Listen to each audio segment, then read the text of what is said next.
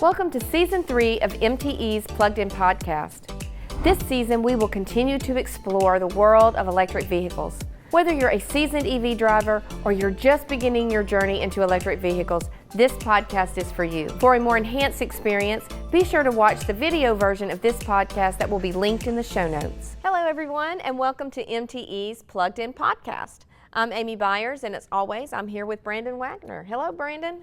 Hello, everybody. Today, Amy and I are going to talk about some of the latest innovations in the electric vehicle realm. That's right, and so I've been doing a little research myself, so I think I have some good questions for you, so I hope you're ready. What is the latest technological advancement in EV batteries? Well, a lot of this is over my head, Amy, so I'm kind of trying to learn and share what I'm learning at the same time, so bear with me a little bit. Okay. But there are some advancements with solid-state batteries. And what this allows for is higher density of energy in a smaller footprint, which would allow us to have more range. Obviously, you can have more battery in a smaller footprint. This also allows for faster charging time compared to lithium ion. We'll get into a little bit more about that. And then this one is really over my head, but graphene-based electrodes, okay? Those apparently have a potential to improve battery performance as well. So we've seen range and everything affected recently, and this curvature of technology. We're now in the part where it's hard to get a little bit more. So all of these advancements are just going to incrementally improve what we've been building on in the last few years in the industry. I'm glad you're the engineer and having to be the one answering these questions, because I think a lot of this is going to be over my head. But what are some of the new materials that are improving EV efficiency and performance? So I mentioned the solid state batteries. So what I've got to refer to my notes here, so apologies for that. But with these solid state batteries, they have a solid electrolyte versus a liquid electrolyte in the lithium ion batteries. Well, what does that mean? Well, it means we can increase the energy density, obviously impacting range, but also there's a safety factor. This reduces the risk of overheating and fires because that liquid is now solid. Lightweight materials are starting to be included in the battery technologies like carbon fiber and other advanced composites. Obviously much lighter than metal, and if we can reduce the weight of the vehicle, that's going to also impact range for the better. So there's these high-strength steel and aluminum alloys that are being used to build the EV. That's maybe not necessarily the battery, but the structure of the EV to keep them lighter as well, to sort of incrementally, remember, just incremental improvements. And then these bio-based polymers. This is, I did not do well in chemistry, so, but these bio-based polymers, apparently, they come from renewable sources, such as plants. And what's great is they don't use as much of the petroleum-based plastics to build. So one of the things we've talked about in other podcasts is the holistic life of a battery. Obviously, there are emission advantages with EVs, but we're starting to realize the holistic impact to our Earth. By building EVs, you have to consider mining some of these materials. So if we can use some of these bio-based polymers and rely less on some of that petroleum-based, all of these things are going to combine to make it a better EV experience. So that kind of leads in a little bit to my next question when you're talking about using those type of materials. But so what about the sustainability of these EV batteries? I know that's been a lot of talk, and when you hear people kind of on the negative side of EVs, they all want to bring up, well, where are all these batteries going to go, and those type of things. So any innovation out there for that? So we're seeing that some of these batteries, that they may run into the end of their useful life in a car application, but there's other applications where they still have a lot of useful life, which is great news, because we're not even necessarily talking about recycling them, we're talking about repackaging them and reusing them, redeploying them in a different way. And some of those ways could be to reduce demand on the grid, which has a major impact for our carbon footprint as a utility. If you just a little behind the scenes on why that would be important, when we're having really high usage, TVA has what they call peaker plants, and these are plants that are traditional fossil fuel plants that can turn on and off quickly, relatively quickly, and serve that additional peaking load. Well, if we could use some of these batteries in a second life application and reduce those peaker plants, obviously that's going to have an emissions advantage for our community. But there are some recycling, at least research that's going on. There's an idea that if we can recycle these, the cobalt and the lithium and the nickel of the old batteries, that keeps us from having to go out and mine new batteries, which there's a carbon footprint associated with mining those as well.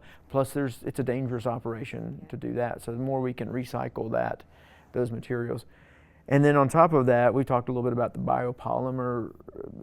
bio-based polymers. You know, like I said, it's a little over my head, but it's a sustainable circular economy that they're starting to map out, and we're still probably years away from seeing it, but it's at least promising that there's people looking at it closely.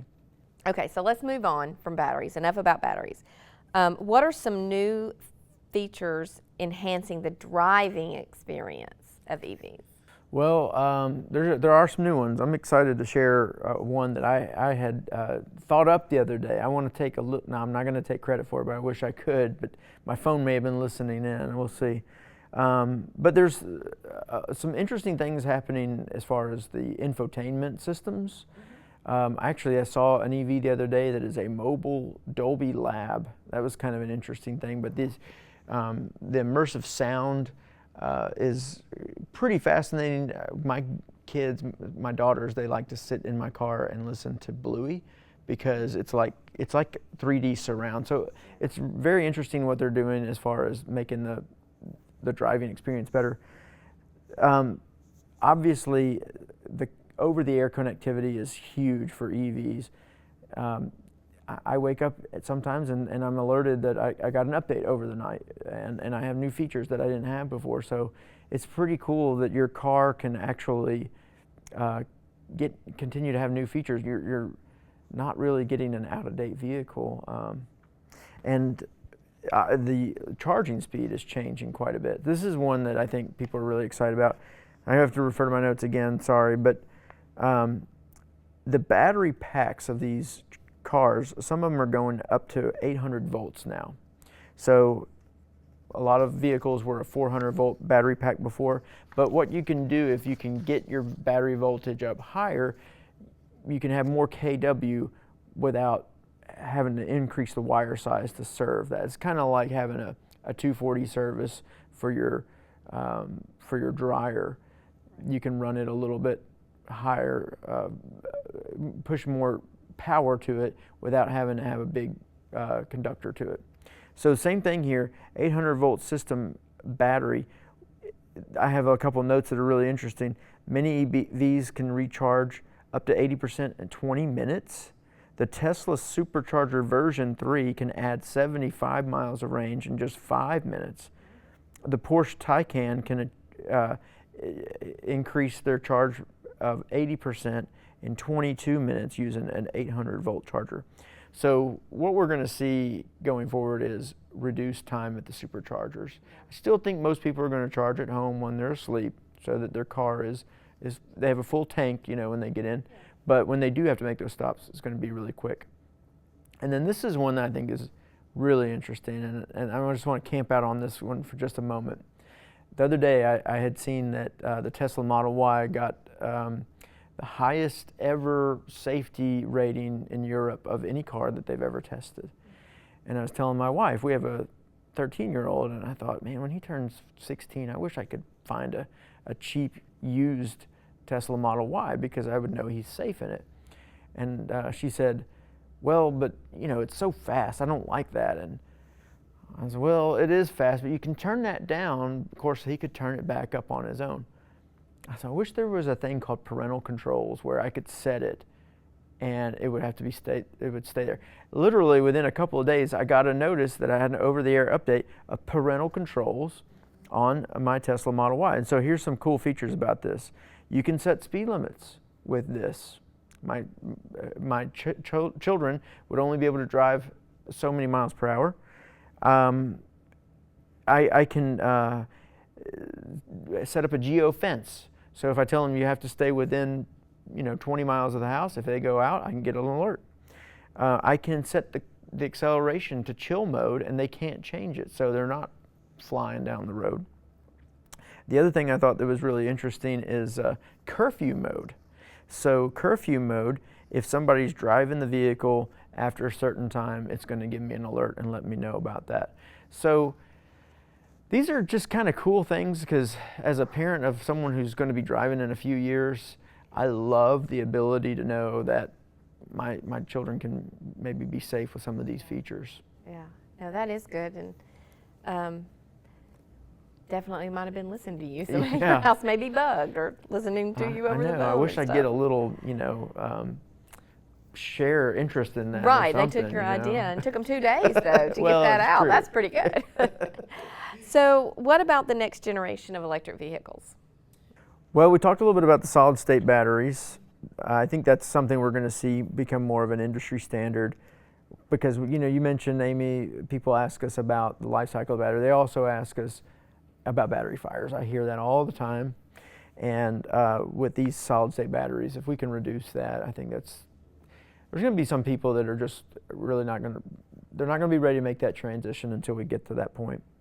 Amy, we've talked a little bit about how AI is impacting our day-to-day jobs, and we're using it more and more. Well, AI is going to play a role in the EVs going forward as well.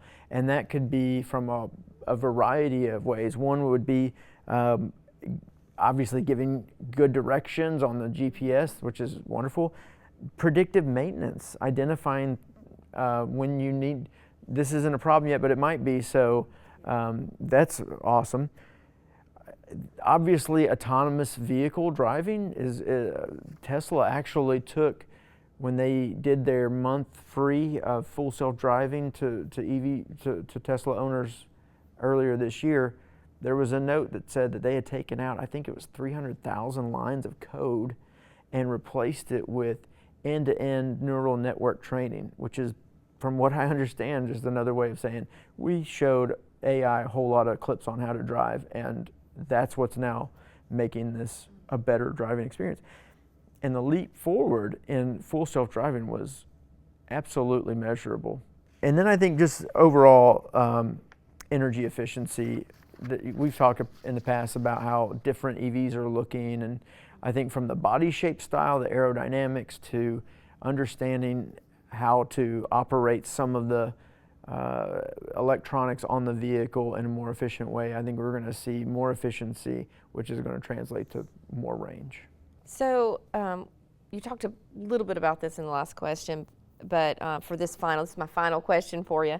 Let's talk a little bit about the integration of autonomous driving technology with EVs. And I will tell you, this scares me a little bit. I think I've watched too many sci-fi movies, where the car turns on you. So I don't know how I feel about this. Also, being kind of a control freak, I don't know how I feel about this, but let's hear your take on it. Well, I relate to that. I'm a control freak as well, and I think part of being an engineer kind of makes you cynical by nature. So I'm a little nervous to just let the computer drive or be prone to hacking. I mean, there's some great plots for some movies that can come out of this for sure. But I will say, from my own experience, I did that month of full self-driving for free when Tesla provided it, and I was amazed how quickly I got used to it. In fact, I woke up one morning and I was driving to work, and I was so frustrated because I'm in the right lane and this person's going slow, and I'm like, why isn't it passing and going around? And I realized my trial's up. I have to do it myself. And it's amazing to me how much you start relying on it. Now, if I'm going to play devil's advocate to the part of me where I'm a little nervous, there's also a part of me that feels a little more confident that driving could be a safer option. And as I think about the next 10 years, I'm going to have kids going to college. I would love to know that they're going to be safe on the road. Yeah. If my vehicle is all the time looking and telling me I'm too far to the right, I'm too far to the left. Yesterday, literally driving home, I did not see a motorcycle, and I was about to get over, and it alerted me, and he was just in the, a spot where I just didn't see. So I love those features. And autonomous vehicles, if it is widespread, I think what we'll see is right now it's a very independent deployment of autonomous vehicles. My car just does, and it tries to understand what's going on around it. But what we probably need to get to is more of a quantum computing reality. And some of our local power companies that we have partnerships with and stuff, they have started looking at quantum computing. But what that would allow us to do is say, okay, now all these cars around me are autonomous, and I can talk to them, and I can know where they're going, and if they're going to come over this into my lane, I can give them space. If this street light's going to turn green, instead of a car driving and then I wait for a gap and another car driving and another, we can be almost like a virtual train and know that light's going to turn green and we're going to slide all together. It's a very strange future. It's a way out there.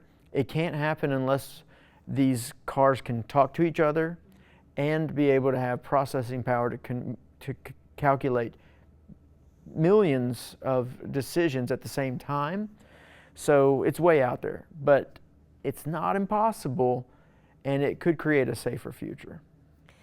Well, it's all very interesting to ponder, and that the EV industry, they're going to always be evolving. They're always going to be kind of leading the charge on latest innovations and staying cutting edge. So it's going to be interesting to see where we are in a few years. So great topic today. Brandon, thanks. And thanks to everyone who's listening today. If you have any questions about MTE's EV Ready program, Night Flex Rate, or the EV Car Club, or anything EV related, you can go to driveev.com or email us at evcarclub@mte.com.